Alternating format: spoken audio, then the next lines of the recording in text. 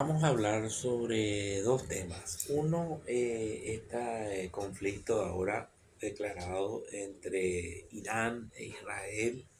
Y por otro lado, que nos estamos enterando de que en, en la ciudad de Estocolmo se reúne ya se estaban reuniendo desde el 12, desde el jueves hasta mañana el Club Bilderberg. Y en primer lugar queríamos nosotros tomar en cuenta el temario del Club Bilderberg. El primer tema es la relación transatlántica entre Europa y Estados Unidos. El segundo, Ucrania. El tercero, el tema económico de Estados Unidos, Europa, Oriente Medio, el eje autoritario, innovación, resiliencia en defensa. Y después dice inteligencia artificial, disuasión, seguridad y seguridad nacional, proliferación. Y después geopolítica de la energía y minerales críticos y despoblación y migración. En este sentido, todos estos temas no aparece lo que se va, lo que yo entiendo de este temario es que la relación Estados Unidos-Europa está en un estado muy precario con la administración Trump. Y no solamente los analistas, sino acá a nivel local en Paraguay existe toda una... eh, existen varios agentes norteamericanizados que desarrollan esa dialéctica de anti-europeísmo, ¿verdad? Anti-eurocentrismo. Volvemos otra vez a esa dialéctica americanismo versus eurocentrismo. eh, Sería también un poco el periferismo, toda esa dialéctica de vuelta otra vez de lo que era antes de 1990, ¿verdad? 1990, 1991 existía esa discusión geopolítica. Y ahí aparece Ucrania porque Ucrania en este momento es el mayor dolor de cabeza para los presupuestos europeos y norteamericanos debido a que ahí hay una guerra eh, en, en funcionamiento. Después dice la economía de Estados Unidos. Y bueno, estas redadas contra los migrantes ilegales, ¿verdad? Yo no defiendo la migración ilegal. Tiene un costo económico, especialmente en las áreas fundamentales de la economía de un país, ¿verdad? Que es el sector agrario, que afecta duramente al sector agrario norteamericano, que está bastante ralentizado, está bastante, vamos a decir, tomado a un tercer plano con respecto a los otros sectores de los servicios propiamente dichos, donde se incluye hoy en día el desafío de la inteligencia artificial. Y tenemos que nosotros analizar, ¿verdad?, desde ese punto de vista una fortaleza, de buscar una fortaleza de estas discusiones, de este cónclave. En el mundo existe un cónclave en el Vaticano cada cierto tiempo, cuando fallece el Papa, entonces está vacante, pero el mundo laico tiene su cónclave anual en el Club Bilderberg. Entonces eso queríamos, ¿por qué yo acompaño este club? Porque justamente este aire de cónclave le da esa magia, vamos a decir, que las decisiones transatlánticas que nos afectan a nosotros eh, directamente por los intereses económicos, políticos y sociales, tienen que, se analizan como un cónclave de una elección de un papa. Es muy, muy, muy interesante. Y entonces vemos ahí inteligencia artificial. Entonces, esa inteligencia artificial está generando una situación de, eh, de un nuevo sistema económico, ¿verdad? Y después hay otro tema que me llama la atención, es despoblación y migración. Entonces quiere decir que hay en este momento en Europa y en Estados Unidos una corriente contra el maltusianismo del control de la natalidad. Eso es una cosa, un dato muy interesante también que estudiar, ¿verdad? De este cónclave. ¿Eh? Y la relación transatlántica, ya expliqué, la de Ucrania, que en Ucrania ya no hay reservas, por eso se habla de despoblación y migración. No hay reservas en Europa, dice Europa también. La situación de Europa, de la crisis de, financiera, de bonos públicos que está irresuelta. Entonces, eso continúa. Y dice, y el eje autoritario. ¿Quién sería el eje autoritario? Podría ser Rusia, Irán, China. Ya no dice, para el Club Bilderberg, ya no dice un país, dice un conjunto de países que son el eje autoritario, que también invierten en innovación y resiliencia en defensa. Que resiliencia es lo que los europeos plantean y los Estados Unidos en este momento, que ellos no tienen reservas, o sea, si tienen reservas las tienen que buscar del África, de América Latina, de los continentes donde hay todavía reserva humana para poder, vamos a decir, ir de frente hombre a hombre, ¿verdad?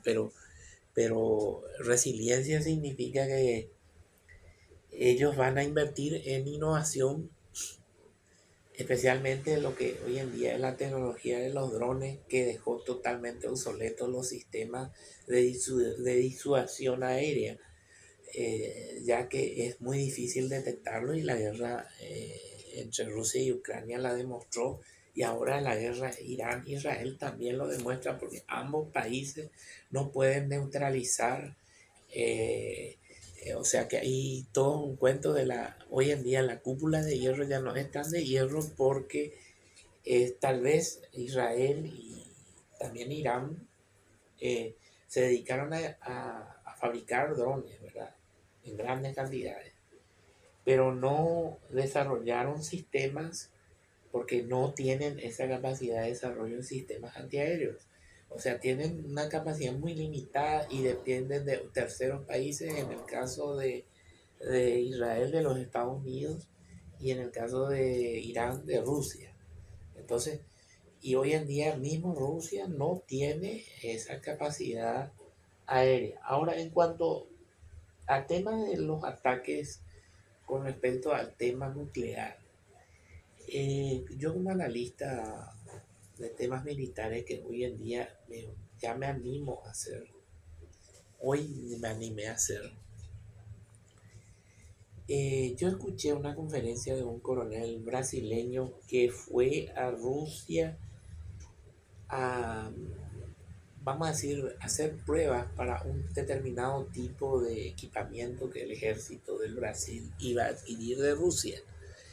Y entonces él ahí explicó un montón de aspectos legislativos con respecto a lo que ocurrió en los aeródromos rusos, donde están los aviones estratégicos, como el Tu-95 o el Tu-160, Black y compañía, esas magníficas aeronaves que ya son, vamos a decir, del tiempo pasado, del tiempo pasado de la aeronáutica de la Guerra Fría, vamos a decir. En realidad el Tu-160 es un tipo de aeronave que también ya pasa a la lista de vehículos obsoletos. Y hay un detalle, por ejemplo, muchos están hablando de que en este momento los iraníes se dice que ellos habían derribado unos 4 o 5 F-35, ¿verdad? Gracias a Dios yo soy un lector sobre el tema de... Y estos aviones F-35, hay que saber que en la guerra del Golfo Pérsico, en la primera guerra del Golfo Pérsico, ellos utilizaron los aviones B-1B y B-2, ¿verdad? Que son que tenían esa tecnología stealth. Y entonces generalmente algunas veces tenían vuelos, ¿cómo se dice? Eh, vuelos eh, eh, periféricos cercanos a Irán antes de volver al Golfo Pérsico. Y bueno, y los sistemas iraníes seguramente eh, se dedicaron a monitorear la frecuencia de esos aviones, la frecuencia de esos aviones, que según dicen que en los radares aparece como una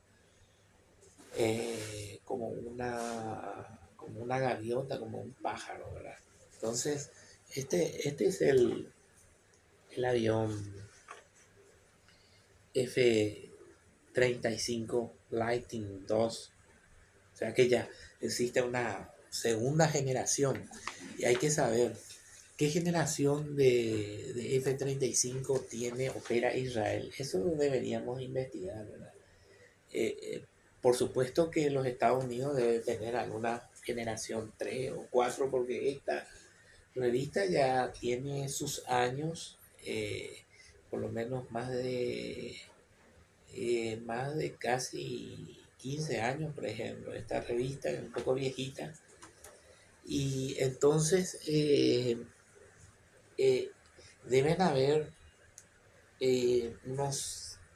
cada cierta temporada o cada 5 o 10 años, todos los aviones, todas las aeronaves, sean de cuarta o 4.5, de generación 4.5 o de quinta generación, deben de hacer una reactualización de sus software, de sus sistemas, agregar nuevos sistemas. En eso los israelíes son expertos en modificar los sistemas de las aeronaves que ellos operan, por ejemplo los F-16, F-15.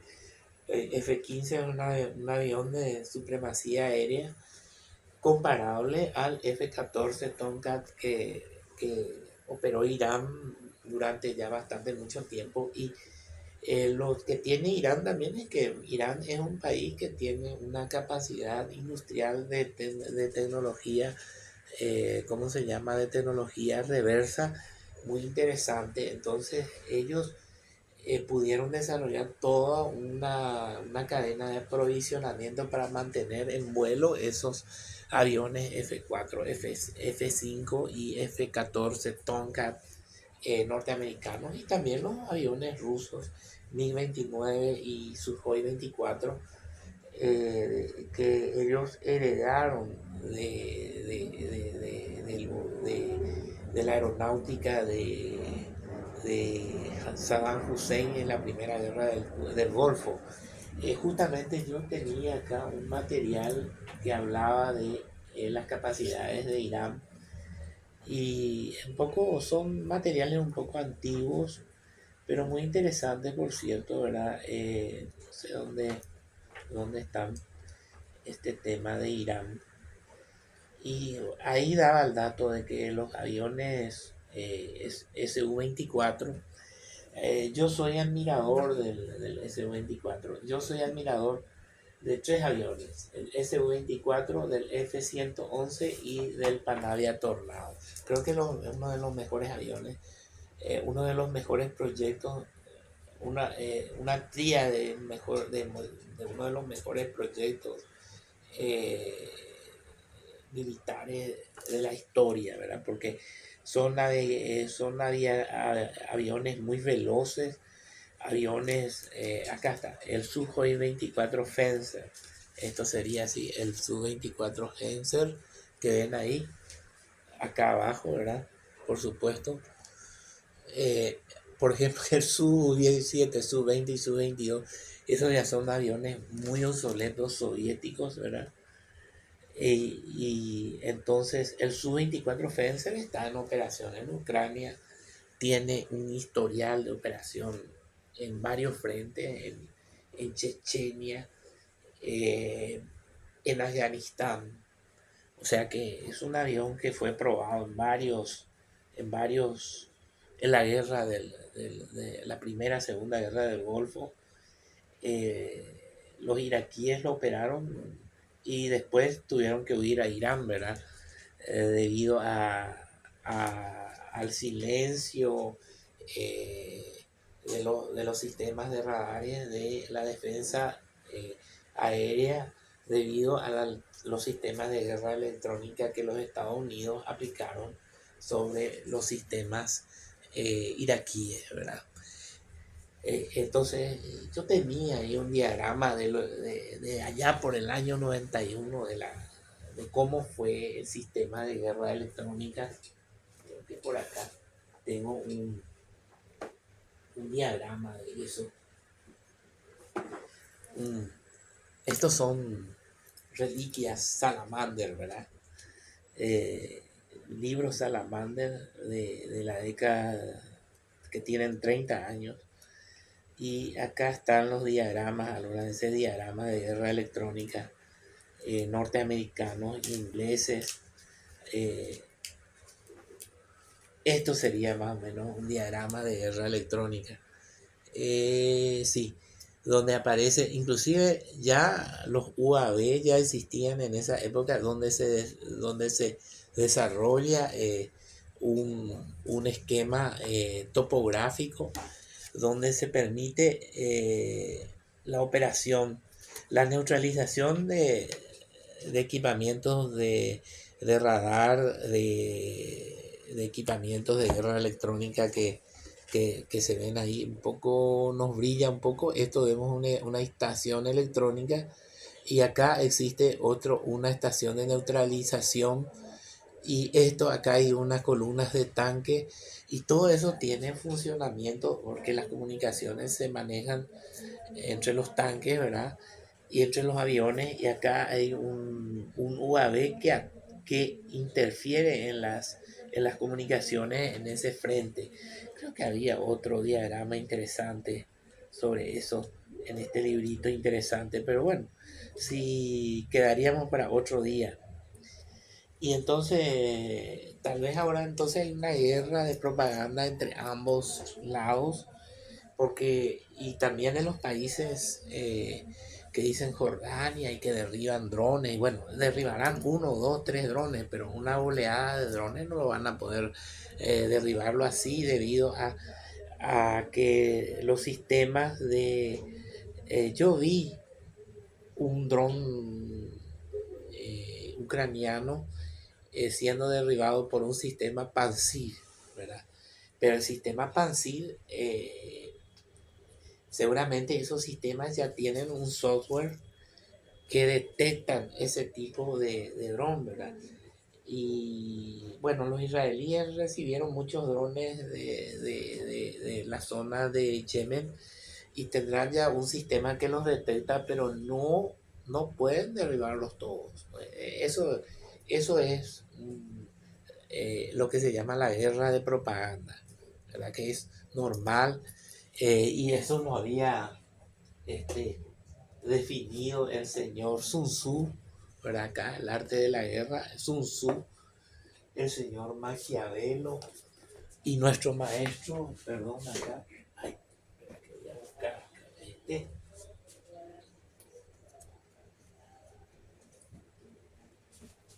el señor von Clausewitz, von Clausewitz, eh, por ahí tenía a Alfred Tyler Mahan, ¿verdad? Y son ¿cómo se dice? Los teóricos de la guerra. Especialmente el de von Clausewitz es el filósofo de la guerra, ¿verdad? Muy interesante leer que la guerra no es que se pelea, la guerra es la consecuencia, la proyección de la política por otros medios, ¿verdad? Y los medios militares. Pero más bien existe una proyección política entre dos contrincantes. Eso más queríamos nosotros analizar y hablar. Vamos a continuar hablando sobre estos temas geopolíticos en otra oportunidad. Muchas gracias.